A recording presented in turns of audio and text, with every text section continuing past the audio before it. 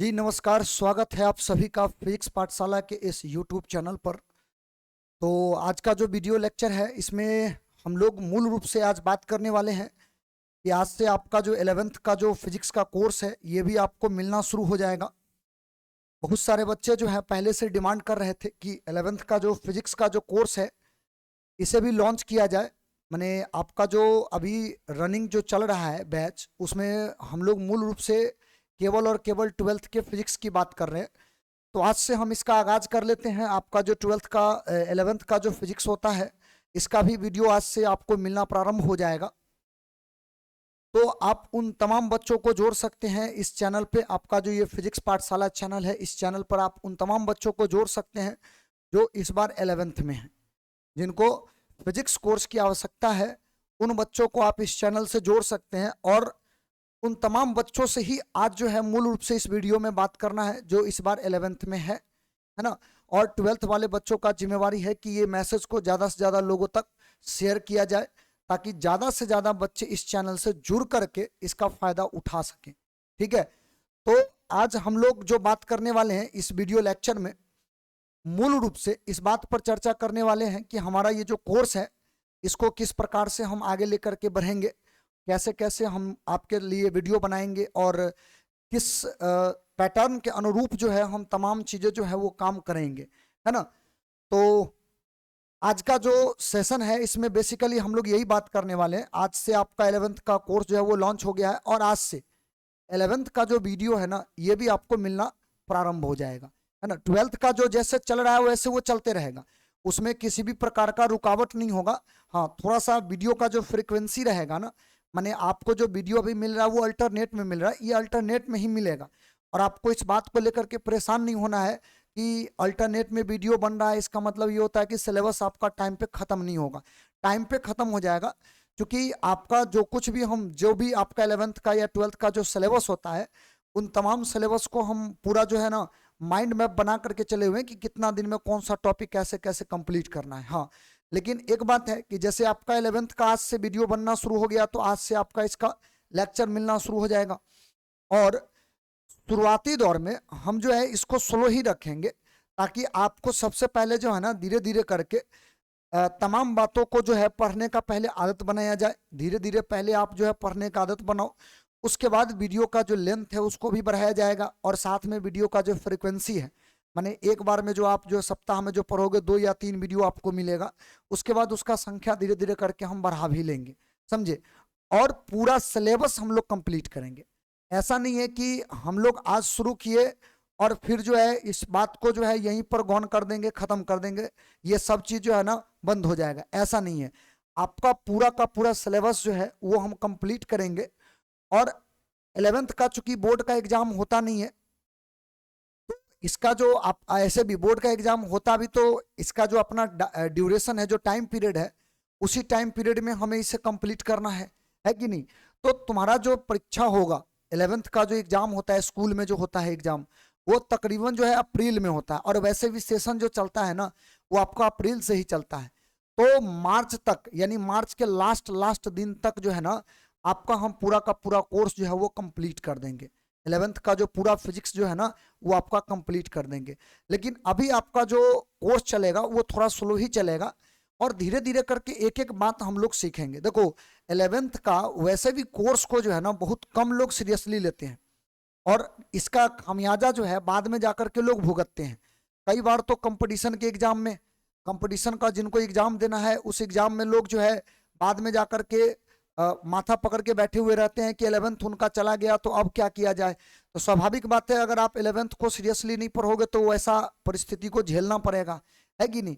दूसरी बात, जब आप 12th में जाते हो तो कई लोग ये बात बोल देते हैं कि 12th में जो है 11th का ज़्यादा कोई लेना देना नहीं है, अगर 11th आप ढंग से नहीं भी पढ़े हो तो भी 12th में काम चल जाएगा। लेकिन ऐसा रियलिटी नहीं है। आप किसी तरह से इन किन प्रकार जो है पास कर जाओगे। बहुत सारे टॉपिक हैं जिनको स्किप करना पड़ जाएगा, जो खास करके 11th से जुड़ा हुआ है, या उसको रटना पड़ेगा, किसी तरह से याद करना पड़ जाएगा। बात समझे कि नहीं। लेकिन कभी कोई भी कॉन्सेप्ट जो होगा ना उस कॉन्सेप्ट को गहराई से समझ नहीं पाओगे। इसीलिए 11वीं को जो है सीरियसली पढ़ रहे हैं, माने इसको जो है किसी भी तरीका से इनके सिलेबस को अनदेखा नहीं करना है, उसको ढंग से पढ़ना है ना। तो आज से हम आपके लिए 11th का जो फिजिक्स का जो कोर्स है इसका भी वीडियो पूरा जो है एक एक करके देना शुरू करेंगे। शुरू में व्यवस्था को थोड़ा स्लो रखा जाएगा ताकि पहले आपको जो है ना धीरे धीरे पढ़ने का पहले आदत बने, फिर उसके बाद जैसे जैसे कोर्स आगे बढ़ते चलेगा इन्फॉर्मेशन आपको हम देते भी चलेंगे। बात समझ गए? माने ऐसा नहीं है कि आज जो बात बोल दिए यही चीज जो है तमाम चीजें जो है रहते रहेगा। अगर कुछ बदलाव करेंगे, जैसे अगर मान ले हमने आपको जो है क्वेश्चन दिया, क्वेश्चन बनाने के लिए कुछ दिया, तो उसके लिए इंफॉर्मेशन वगैरह जो है टाइम टू टाइम आपको हम देते रहेंगे वीडियो लेक्चर में। तो आपका काम क्या है, जो बच्चे 11th में 12th वाले तो ऑलरेडी सब्सक्राइब कर रखे हैं, और भी ज़्यादा लोगों को अगर आप जोड़ते हैं तो और अच्छी बात है ना। जितने ज़्यादा लोगों से आप इस चैनल को शेयर करोगे उतने ज़्यादा से ज़्यादा लोग जो है इसका फ़ायदा उठा पाएंगे। तो 11th वाले बच्चे भी इस चैनल को सब्सक्राइब कर लें और बेल आइकन जरूर दबा लें। क्यों? क्योंकि इन्फॉर्मेशन जब आपको दिया जाएगा तो आपको नोटिफिकेशन मिल जाएगा ना, तो वो नोटिफिकेशन के थ्रू जो है आप जान जाओगे कि ये वीडियो बना है और ये हमें कोर्स कवर करने के लिए ये तमाम चीज़ें हमें सीखना है। बात समझ गए ना। तो तमाम बच्चे जो जुड़े हुए हैं उनको तो पहले से ही सारा चीज़ें मालूम है, लेकिन जो बच्चे आज से या अब से जुड़ने वाले हैं उन तमाम बच्चों के लिए ये सूचनाएं हैं और ये आप ध्यान में रखेंगे। आने वाला समय में और भी अगर कुछ बदलाव करेंगे तो वो सूचना टाइम टू टाइम आपको हम देते रहेंगे। ठीक है, तो आज हम लोग इसको शुरू करने वाले हैं, आपका जो ये 11th का कोर्स है। तो देखो, वैसे भी हम लोग जब शुरुआती दौर में यानी कि जब 8 में 7 में या फिर उससे पहले जब हम लोग पढ़ते हैं तो जाहिर सी बात है उस समय फिजिक्स केमिस्ट्री मैथमेटिक्स नहीं होता है, बल्कि हम लोग क्या पढ़ते हैं, साइंस पढ़ते हैं, हम लोग विज्ञान पढ़ते हैं। वहाँ पर आपको विज्ञान पढ़ाया जाता है। एकदम बेसिक से शुरुआत करेंगे कि आप फिजिक्स जो पढ़ते हो ये एक्चुअली में अलग सब्जेक्ट बना, तो अलग बना क्यों, या फिर ये कह दो कि हम लोग जो विज्ञान पढ़ते थे उस विज्ञान का ये जो छोटा सा एक टुकड़ा है ये हमारे लिए कितना महत्वपूर्ण है। ये तमाम बातें जो है ना आज इस फिजिक्स को शुरू करने से पहले हम लोग थोड़ा सा जान लेते हैं। तो एकदम बेसिक से शुरुआत करेंगे, है ना। आपका जो फिजिक्स है उसका आज केवल और केवल हम लोग तो इंट्रोडक्शन ले रहे हैं कि एक्चुअली में जो बैच लॉन्च हुआ है और फिर हमारा ये जो सब्जेक्ट है उसका क्या है, क्या मतलब है, और हम लोगों को पढ़ना क्यों आवश्यक है, ये तमाम बातें और क्या क्या चीजें पढ़ना है ना। सबसे इंपॉर्टेंट बात है, चूंकि आपका कोर्स में है तो इसमें यह भी जानना जरूरी है, क्योंकि केवल जो है आप इसको एज ए इंटरटेनमेंट तो पढ़ते नहीं हो, एग्जाम भी देना है ना। तो एग्जाम देना है तो उसमें लिखना पड़ेगा, कैसे लिखना है ये तमाम चीजें जो है हम लोग सीखेंगे। पूरा जो कोर्स का ड्यूरेशन होगा उसमें ये तमाम चीजें सीखेंगे। और ध्यान रखिएगा 11th जो होगा ना आपका ये बेस होगा, इसको आप बोल सकते हो ये फंडामेंटल है, ये मूल चीजें हैं। माने जिसका बेस ठीक रहेगा उसका बिल्डिंग भी सही रहेगा। और अगर आपने 11th के कोर्स को स्किप किया तो इसका खामियाजा आपको केवल 12th में नहीं बल्कि आने वाला समय में भी भुगतना पड़ता है। इसीलिए 11th को थोड़ा ढंग से पढ़ना है। हम आपके लिए जो वीडियोज बनाएंगे उस वीडियोज में तमाम बातों का ध्यान रखेंगे कि आने वाला समय में कंपटीशन भी बच्चे को फेस करना है, और भी जगहों पर इसका जो है जैसे कि आपका जो 12th का कोर्स होगा तो वहां भी आपको इसकी आवश्यकता पड़ेगी, तो उसका भी हम ध्यान रखेंगे। और टाइम टू टाइम जहां जहां वैसे टाइप के टॉपिक्स मिलेंगे आपको निश्चित तौर पर जो है पहले सचेत कर देंगे। ये तमाम चीजें आपको ध्यान में रखना है। वैसे पूरा सिलेबस को थोरोली जो पढ़ना है एकदम मन गहराई के साथ पढ़ना है, तमाम चीजों को हमें सीखते हुए पढ़ना है। बात समझे कि नहीं? तो इसको स्किप नहीं करना है। तो हम लोग आज चूंकि शुरू कर रहे हैं तो हम इसका पूरा जो है ना एक तरह से डिटेल आज चर्चा कर लेते हैं कि आप 6-7 में जब पढ़ रहे थे या उससे पहले पढ़ रहे थे तो वहां पर आपको विज्ञान पढ़ाया जाता था। वहां पर फिजिक्स केमिस्ट्री मैथमेटिक्स बायोलॉजी ऐसे नहीं पढ़ाया जाता था, है कि नहीं। मैथमेटिक्स तो होता था अलग से, लेकिन बायोलॉजी फिजिक्स केमिस्ट्री अलग से नहीं होता था। बात समझे कि नहीं। वहां पे आपको साइंस पढ़ाया जाता था। तो आज हम लोग उसी साइंस पर थोड़ा सा चर्चा करेंगे पहले, और वहीं से अपना कहानी जो है उसको आगे बढ़ाएंगे। देखो, आपका जो साइंस होता है विज्ञान, साइंस विज्ञान, हिंदी में अगर देखो तो विज्ञान का मतलब क्या होगा, विशेष ज्ञान। इसी को आप तोड़ते हो तो इसको आप क्या बोलते हो, बीजोड़ ज्ञान। विशेष ज्ञान को आप बोलते हो विज्ञान। और ये जो साइंस शब्द है ना, ये बेसिकली बना क्या चीज से है, तो सीओ एक शब्द होता है, सीओ शब्द, सीओ यहीं से बना है। ये यूनानी शब्द है। इस शब्द का मतलब होता है, इस शब्द का मतलब होता है जानना। ये जो शब्द है, इस शब्द का मतलब होता है जानना, जानना। सीधी सी बात है कि आप इंफॉर्मेशन अगर किसी मुद्दा पर प्राप्त करते हो तो उसको हम लोग बोल सकते हैं ये हमारा जो है नॉलेज है। लेकिन ये जो नॉलेज है ना, थोड़ा अलग टाइप का नॉलेज है। देखो, सामाजिक ज्ञान जो है वो अलग है और विज्ञान जो है वो अलग है। बेसिकली हम लोग नेचर का जो नियम वगैरह जो देखते हैं, प्रकृति में जो आप देख लो तरह तरह के घटनाएं घट रही है ना। और आज देख लो उसी घटनाओं को अध्ययन करने के बाद लोगों ने अलग अलग सिद्धांत डेवलप किया, माने बहुत सारे प्रिंसिपल लॉज डेवलप किए गए। और वो जो लॉ डेवलप हुआ ना, उसी के आधार पर तमाम तरह के टेक्नोलॉजी जो है आज विकसित किया गया। आज आपके हाथ में मोबाइल फोन है, ये टेक्नोलॉजी जो है इसको भी विज्ञान में किसी न किसी शुरुआती पॉइंट से इसको जो है लोगों ने जब जाना समझा तो उसी के आधार पर बनाया। या फिर आपके सामने ये जो वीडियोज वगैरह जो रिकॉर्ड करके कैमरा, कंप्यूटर, ये जो जिस पर आपको डिजिटल बोर्ड पे पढ़ाया जा रहा है, ये सब क्या है, टेक्नोलॉजी का हिस्सा है। ये सब क्या है, प्रौद्योगिकी का एक हिस्सा है। और ये तमाम बातें जो है ना, विकसित एक दिन में नहीं हुआ है। कई वर्षों से, या ये कदो हजारों वर्षों से मानव ने जो प्रयास किया, उसी प्रयास का ये प्रतिफल है।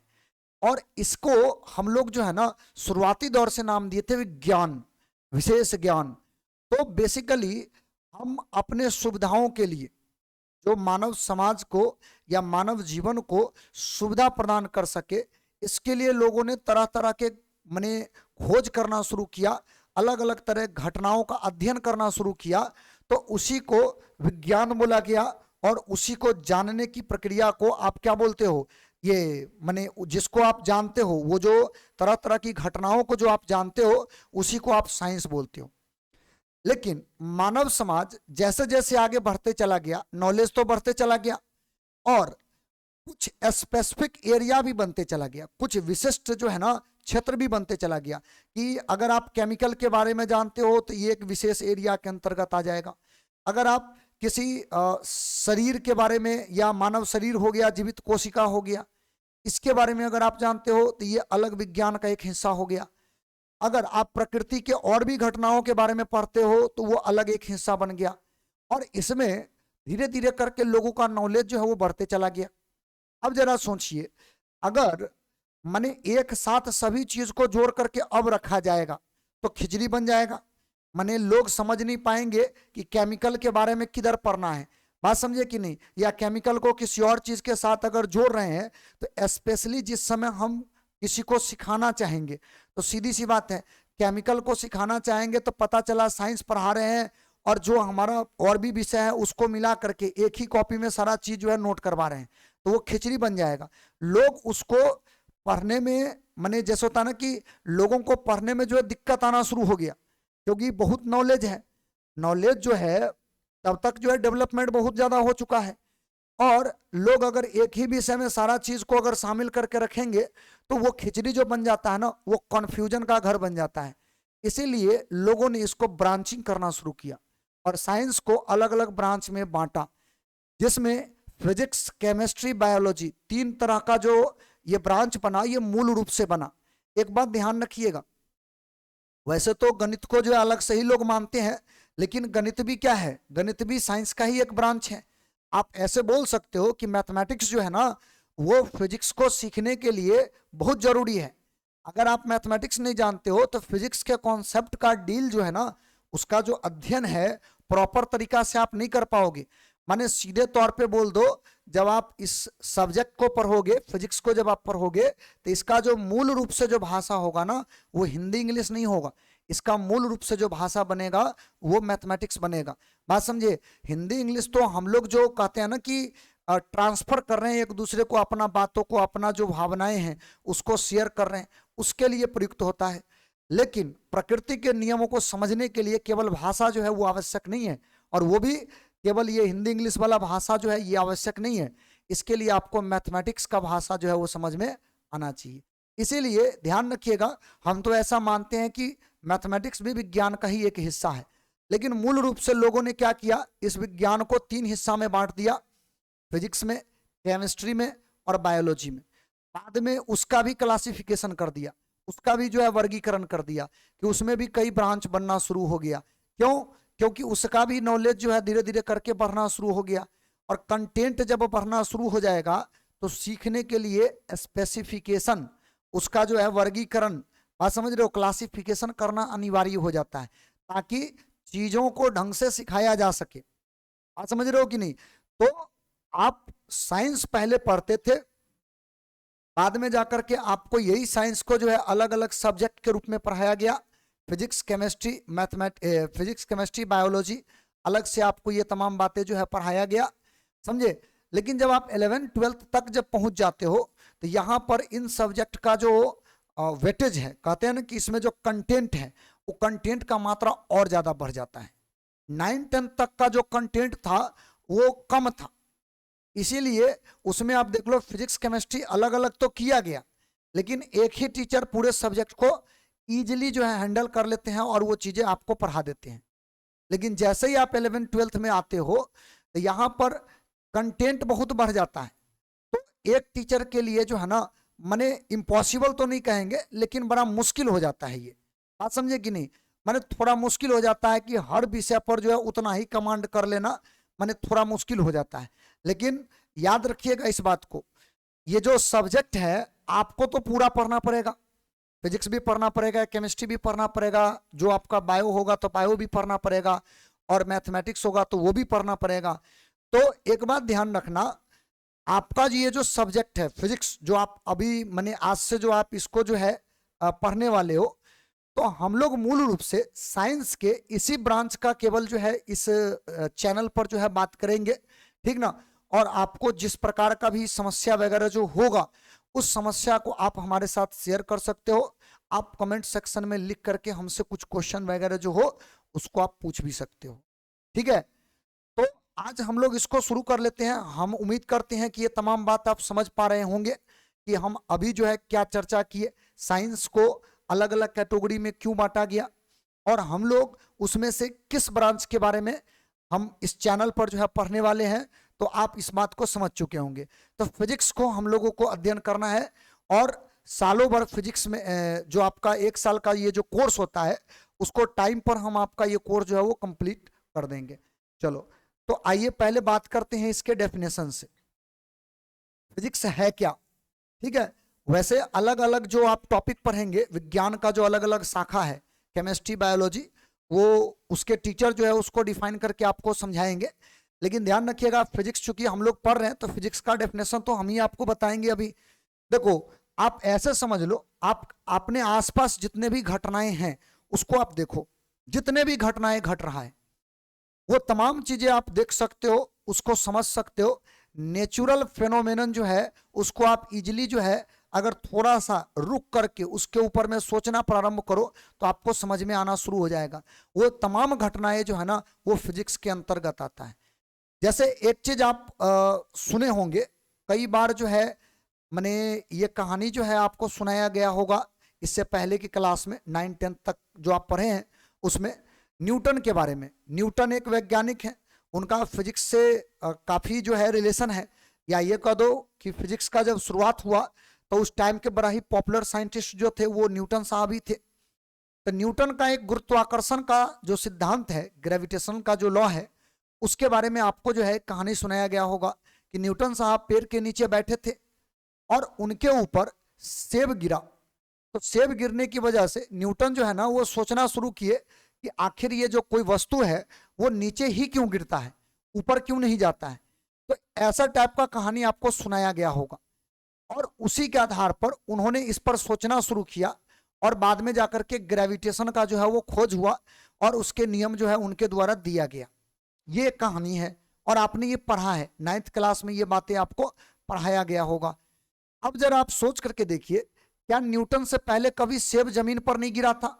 न्यूटन से पहले भी गिरा था, इससे पहले भी लोग इस पर चर्चा थोड़ा बहुत करते थे, लेकिन सीरियसली किसी ने इस मुद्दा को जो है ना डिटेल में अध्ययन करने का ज्यादा प्रयास नहीं किया, या जिन लोगों ने प्रयास किया भी तो वो उनका प्रयास असफल रहा, माने ज्यादा लोग जान नहीं पाए। लेकिन न्यूटन ही पहला ऐसे वैज्ञानिक थे जिन्होंने सफल प्रयास किया और उसका थियरी दिया, उसका जो सिद्धांत है वो सिद्धांत न्यूटन ने दिया। तो ये कहानी से सीख क्या मिलता है? इस कहानी से सीख ये मिलता है कि प्रकृति हम लोगों को कुछ न कुछ समझाने के लिए हमेशा इशारा करते रहती है। नेचर जो है ना, अपना आसपास का वातावरण, ये हम लोगों को हमेशा कुछ न कुछ सिखाने के लिए इशारा करते रहती है। अब ये हमारे ऊपर निर्भर करता है कि हम उस इशारा को किस प्रकार से समझते हैं या उसको इग्नोर करते हैं। बात समझे कि नहीं?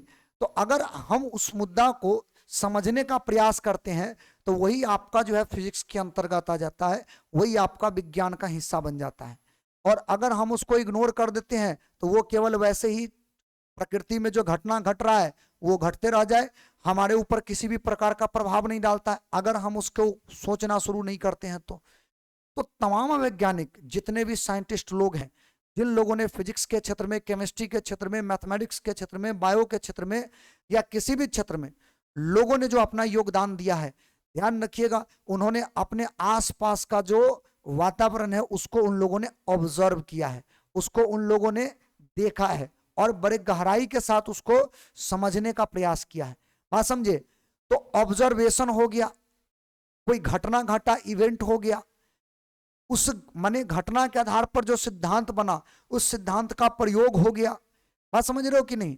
फिर आप उसका जो जैसे कहते हैं उसका प्रयोग करके कोई आप इंस्ट्रूमेंट बनाए या उसका फिर बाद में जाकर के मानव जो है इस्तेमाल कर रहा होता है। ये तमाम चीजों को अगर आप जोड़ दो तो ये ज्यादातर बातें जो होता है ना वो फिजिक्स में होता है। तो फिजिक्स जो है प्रकृति में घटने वाली घटनाएं हैं।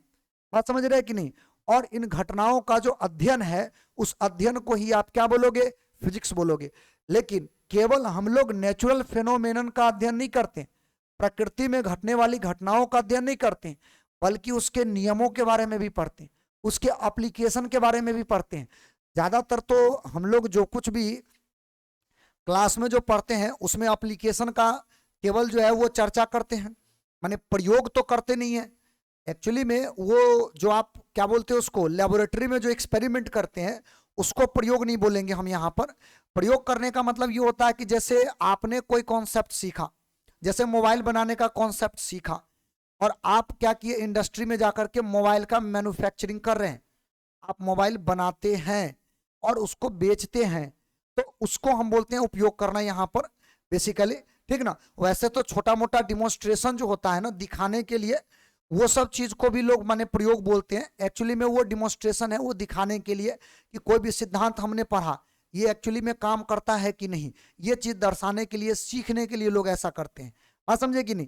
तो फिजिक्स जो है ना वो साइंस का एक ऐसा ब्रांच है, एक ऐसा शाखा है जिसमें हम लोग प्रकृति में घटने वाली घटनाएं, उसके नियम, उसके प्रयोगों के बारे में अध्ययन करते हैं।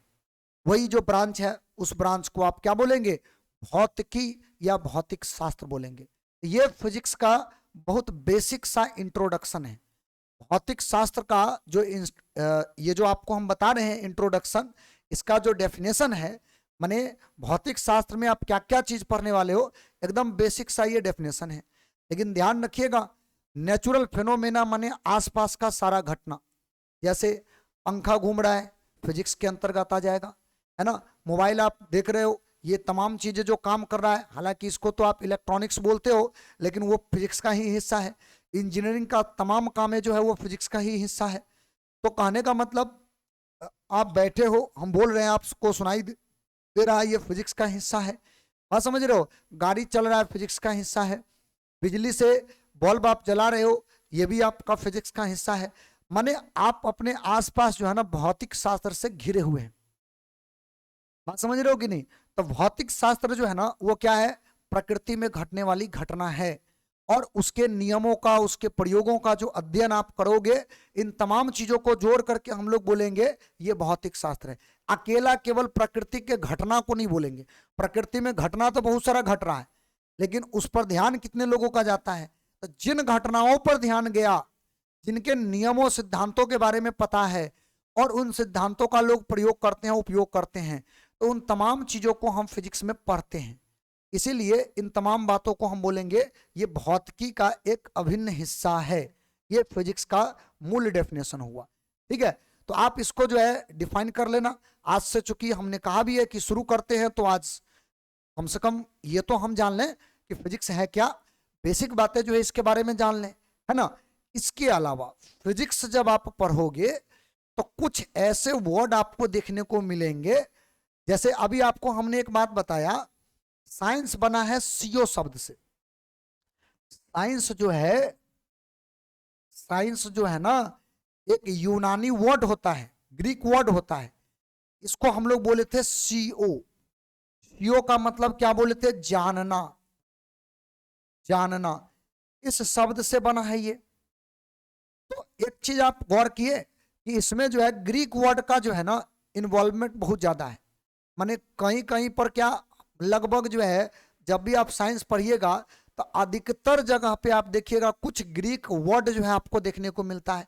जैसे कुछ वर्ड तो आप पहले भी पढ़े हैं, थीटा, एंगल को रिप्रेजेंट करने के लिए, कोण को दर्शाने के लिए आप थीटा का इस्तेमाल करते हो, और थीटा क्या है? ग्रीक लेटर है, ग्रीक लेटर है। बात समझे कि नहीं? तो ऐसे ऐसे बहुत सारे ग्रीक लेटर हैं, बहुत सारे ग्रीक का जो अल्फाबेट टाइप का जो लेटर है, उसका अल्फाबेट है, ठीक ना, उसका जो अल्फाबेट है वो हम लोगों को ध्यान में रखना है। वो ध्यान में रखना है मतलब उसका केवल नाम। बात समझे कि नहीं? केवल नाम। तो फिजिक्स को शुरू करने से पहले आपके सामने हम कुछ ग्रीक अल्फाबेट रखते हैं, और वो ग्रीक अल्फाबेट का आपको केवल नाम याद रखना है। बाद में फिजिक्स के किस टर्म को रिप्रेजेंट करने के लिए उस ग्रीक वर्ड का इस्तेमाल करेंगे, ये तो हम आपको कोर्स में, पूरा कोर्स में अलग अलग जगहों पर बताएंगे। लेकिन फिलहाल आपको क्या करना है? आपको करना यह है कि उस ग्रीक अल्फाबेट का नाम आपको याद रखना है। समझ गए बात को? ग्रीक अल्फाबेट का नाम आपको याद रखना है। तो चलिए हम उस अल्फाबेट से आपको परिचय करवाते हैं। देखिए ऊपर में हमने हेडिंग बना रखा है ग्रीक अल्फाबेट यानी ग्रीक वर्णमाला, और यहाँ पर उन तमाम टर्म को आपके सामने हम रख रखे हैं जिन टर्मों का इस्तेमाल पूरे फिजिक्स में होगा। पूरे फिजिक्स माने 11th 12th दोनों। पूरे फिजिक्स का मतलब ये नहीं कि केवल 11th या केवल 12th, ये दोनों में इस्तेमाल होगा। तो इतना बेसिक बात है जो माने एक बार में आप इसको ध्यान रख सकते हो, और इसके आधार पर ही आगे धीरे धीरे करके हम लोग और भी बातें करेंगे, समझे। तो फिलहाल तो हम आपको सबका नाम बता देते हैं। देखिए कहाँ, पहला से शुरू करते हैं, क्या क्या नाम है। इसमें से कुछ ऐसे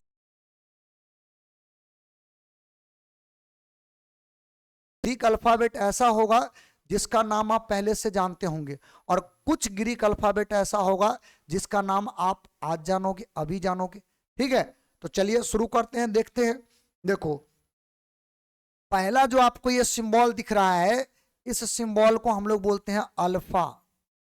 ये जो सिंबल है ना, इस सिंबल को हम लोग क्या बोलेंगे? इस सिंबल का नाम देते हैं हम लोग अल्फा। अल्फा ये सिंबल का नाम है, और हमें ये सिंबल का नाम याद रखने हैं। ठीक है, दूसरा जो सिंबल है इसको हम लोग बोलते हैं बीटा। ध्यान रहे, दूसरा सिंबल का नाम क्या होगा? बीटा। उसके बाद आप देख लो तीसरा जो वाई जैसा जो सिंबल दिख रहा है, थोड़ा ये बड़ा कर देना, तो ये जो सिंबल है इस सिंबल को हम लोग बोलते हैं गामा। ये जो सिंबल है इसको क्या नाम देंगे? गामा। सिंबल का नाम याद रखना है सभी लोगों को। आज से जब आपका कोर्स शुरू हम कर दिए हैं तो आज से ही अब आपको लग जाना है, समझ गए बात को। तो तीसरा सिंबल का नाम क्या हुआ? गामा। चलिए अगला सिंबल को देखिए, अगला में दूगो सिंबल आपको दिख रहा होगा और दोनों का नाम सेम है। दोनों को हम लोग क्या बोलेंगे? डेल्टा। डेल्टा, दोनों सिंबल का नाम क्या होगा? डेल्टा। डेल्टा का हालांकि एक और सिंबॉलिक रिप्रेजेंटेशन होता है, इसको भी लोग डेल्टा बोलते हैं। ऐसा अगर आपको कहीं भी दिख जाए तो इसको भी लोग जो है ना डेल्टा बोलते हैं। नहीं हो तो इसको भी हम शामिल कर देते हैं इसी में, है ना, इसी में हम इसको भी शामिल कर देते हैं, इसको ध्यान रखिएगा। ठीक है, डेल्टा तीन गो सिंबल हो गया, एक ये एक ये एक ये। एक तो आप ऐसे देख लो ये डेल्टा है, फिर उसके बाद ऐसे वाला जो ये भी डेल्टा है, त्रिभुज टाइप का जो आकृति बना देते हो ये क्या है? डेल्टा है। और एक टी को थोड़ा टेढ़ा कर दो तो इसको भी हम लोग क्या बोलते हैं, डेल्टा। ये सिंबल का नाम है और आपको ध्यान रखने हैं। चलिए अगला जो आप देख रहे हो ई जैसा, इसको बोलते हैं एप्सिलॉन। एप्सिलॉन, एप्सिलॉन, ठीक है। हालांकि एप्सिलॉन भी पढ़ते हैं इसको, एप्सिलॉन, ये इसका नाम है। समझे पॉइंट को, ये इसका नाम जो है वो आपको ध्यान में रखना है। चलिए आगे बढ़ते हैं। ये जो एन टाइप का जो सिंबल है, एन में थोड़ा सा टेढ़ा कर दो तो इसको हम लोग पढ़ते ईटा। क्या नाम होगा इस सिंबल का? आप नहीं हो तो वीडियो देखते समय जो इसको दोहराते भी सकते हैं, नाम दोहरा सकते हैं। नाम याद रखना, ईटा, ठीक है। ये ईटा पत्थर वाला ईटा नहीं, ईटा नाम है इसका, ठीक ना। उसके बाद अगला जो सिंबल है इसको पढ़ते हैं थीटा। थीटा, यार ये थीटा वाला सिंबल आप पहले कई बार इस्तेमाल कर चुके हैं, तो इसको क्या पढ़ेंगे, थीटा। देखो फिर से हम नाम बोल रहे हैं, alpha, beta, gamma, delta, epsilon, eta, theta. एक लाइन का जो पूरा नाम हो गया, ये समझ गए आप। चलो जी आगे बढ़ते हैं। अगला जो सिंबल है वाई को थोड़ा अलग टाइप से लिखा गया है डिजाइन में, इसको हम लोग बोलते हैं लैम्डा। लैम्डा, इस सिंबल का नाम होगा लैम्डा, ठीक है। सभी लोग सिंबल का नाम याद रखेंगे। आज से आपका जो है काम शुरू हो गया, 11th का बैच शुरू हो गया। आप आगे जब पढ़ाई करते रहेंगे तो ये सिंबल का इस्तेमाल हम याद करेंगे, माने इस्तेमाल करेंगे इसका, और इस्तेमाल करेंगे तो वहां केवल सिंबल का नाम बोलेंगे, है ना, लैम्डा ये वो। और वहां पर ऐसा ना हो कि आप भूल जाओ, इसका नाम ही नहीं याद रहे। इसलिए साथ में आप इस तमाम बातों को जो है ध्यान में रखते चलें, ठीक है। अगला जो सिंबल है इसको पढ़ते हैं म्यू। म्यू, खैर म्यू का इस्तेमाल आप किए होंगे 10th के बोर्ड एग्जाम में भी। उसके बाद अगला जो सिंबल है इसको पढ़ते हैं न्यू। न्यू, देखो भी टाइप का दिख रहा है एक्चुअली में, लेकिन भी है नहीं, थोड़ा टेढ़ा कर दो, ठीक है। थोड़ा टेढ़ा कर दो, इसको क्या बोलेंगे, इसको पढ़ेंगे न्यू। अगला जो सिंबल है इसको तो खैर जानते हो आप, पाई। इसको क्या बोलेंगे, पाई। फिर अगला जो सिंबल है इसको बोलते हैं रो। RHO, रो। इसको रहो मत पढ़ना, रो। इसको क्या पढ़ेंगे, रो। माने पी को थोड़ा टेढ़ा कर दो, पी जो है ना उसको थोड़ा टेढ़ा कर दो, इसका कमर जो है वो थोड़ा टेढ़ा हो गया, ऐसे कर दो, तो इसको क्या बोलेंगे हम लोग, इसको बोलेंगे रो। ये जो सिंबल है इसको पढ़ेंगे रो। चलो अगला जो आप देख रहे हो, ये जो 6 जो होता है, 6 सोया हुआ है ऐसे, है ना, तो 6 ऐसे सो जाए तो इसको बोलते हैं सिग्मा। और सिग्मा का एक और सिंबल आप इस्तेमाल किए होंगे जब वो मैथमेटिक्स में पढ़ाया जाता है, वो क्या बोलते हैं, सांख्यिकी, स्टैटिक्स, तो इसको भी हम लोग सिग्मा बोलते हैं। ये जो सिंबल है इसको क्या पढ़ेंगे, सिग्मा। इस सिंबल को हम लोग पढ़ते हैं सिग्मा, ठीक है। ये सिंबल का नाम है, दोनों दोनों का मतलब सिग्मा ही होता है, ठीक है। अच्छा अगला टर्म देख लो। अगला टर्म जो है इसको बोलते हैं हम लोग टाउ। हालांकि जेड जैसा दिख रहा है, जेड जो है ऐसा होता है ना, लेकिन इसका जो थोड़ा पेट बाहर है ऐसे, थोड़ा सा इसको जो है, इसका देख लो, इसका जो है पेट बाहर है, तो इसको हम लोग क्या पढ़ेंगे, इसको पढ़ेंगे टाउ। TAU, tau. इसको क्या पढ़ेंगे, टाउ, ठीक है। ये सिंबल को आपका जो ये जो सिंबल आपके सामने हमने रखा है, इसका क्या करना है, नाम याद रखना है। चलो एक बार पढ़ते हैं इसको, लैम्डा, म्यू, न्यू, पाई, रो, रहो नहीं रो, और इसको सिग्मा, और इसको टाउ, ठीक है। तो एक तो ये हो गया लिस्ट सिंबल का, ये दूसरा लिस्ट आया आपके सामने। अच्छा कुछ इधर बच गया, इसका भी हम लोग नाम जान लें। तो पहले जो आपके सामने, इसको तो हम लोग पढ़ते हैं क्या, इसको पढ़ते हैं फाई। फाई, फाई इसको पढ़ते हैं, ठीक है। ये जो सिंबल है इस सिंबल का नाम होता है फाई। अच्छा अगला जो सिंबल है ये आपको एक्स जैसा दिख रहा है, लेकिन ये एक्स है नहीं, ये थोड़ा सा टेढ़ा लाइन ऐसे खींचोएगो और एक सीधा स्ट्रेट लाइन ऐसे इसको क्रॉस करवा दो, इसको कटवा दो। तो ऐसे सिंबल को हम लोग पढ़ते हैं चाय। क्या पढ़ेंगे, चाय। चाय पानी वाला चाय नहीं, चाय, ठीक है। इस सिंबल का नाम हो जाएगा चाय। समझ गए बात को। अच्छा अगला जो है ये त्रिशूल। भगवान शिव शंकर का ये त्रिशूल है, इस त्रिशूल को हम लोग क्या बोलेंगे? साई। याद रखना है, इसको क्या बोलेंगे? साई। और साई जो लिखा हुआ है उसमें देखो पी साई ऐसा टाइप का, तो इसमें पी क्या है? साइलेंट है। पी का उच्चारण नहीं करना है, इसका उच्चारण करना है एस आई का। इसको क्या पढ़ेंगे? साई। ये जो त्रिशूल जैसा दिख रहा है इसको क्या पढ़ेंगे? साई। क्लियर है पॉइंट? अच्छा, एक आखिरी जो हमारे पास सिंबल है जिसको हमें ध्यान में रखना है, इसको हम लोग पढ़ते हैं ओमेगा। देखो तुम लोग ये कई बार इस्तेमाल किया होगा, इसको ओम के रूप में इस्तेमाल किया होगा। एक्चुअल में ओम जो होता है वो तो प्रतिरोध का मात्रक है, रेजिस्टेंस का यूनिट होता है। लेकिन ये जो सिंबल है ना, इस सिंबल का नाम होता है ओमेगा। समझे? इस सिंबल का नाम होगा ओमेगा, और साथ में ये जो डब्लू जैसा थोड़ा दिख रहा है इसको भी बोलते हैं ओमेगा। लेकिन ध्यान रहे, डब्लू माने डब्लू नहीं, थोड़ा इसको घुमा देना, तब जाकर के इसको क्या बोलेंगे? इसको पढ़ेंगे ओमेगा।